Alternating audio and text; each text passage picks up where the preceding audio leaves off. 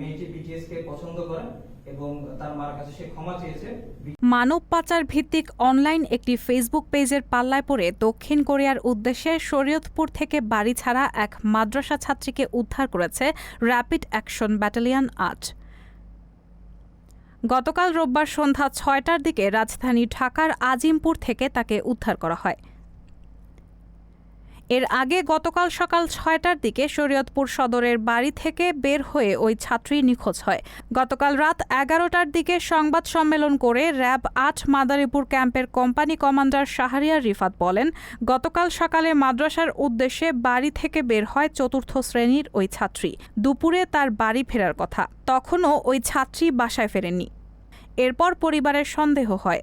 পরে ওই মাদ্রাসা ছাত্রীর বিছানায় পড়ে থাকা একটি চিরকুটের মাধ্যমে পরিবার জানতে পারে যে সে দক্ষিণ কোরিয়ার উদ্দেশ্যে বাড়ি থেকে বের হয়েছে। এরপর ওই ছাত্রীর পরিবার শরীয়তপুরের পালং মডেল থানায় নিখোঁজের সাধারণ ডায়েরি করে।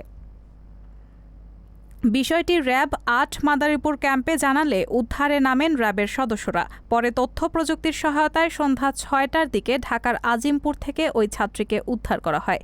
এ সময় র্যাবের উপস্থিতি টের পেয়ে পালিয়ে যান মানব পাচারকারী চক্রের সদস্যরা।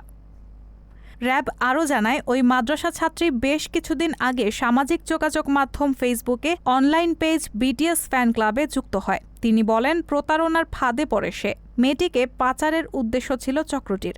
ওই ছাত্রীকে উদ্ধার করে পরিবারের কাছে হস্তান্তর করা হয়েছে। চক্রের মূল হোতাসহ অন্যদের ধরতে কাজ চলছে বলে জানিয়েছেন র্যাব। রাহানা মুন, সবার কথা।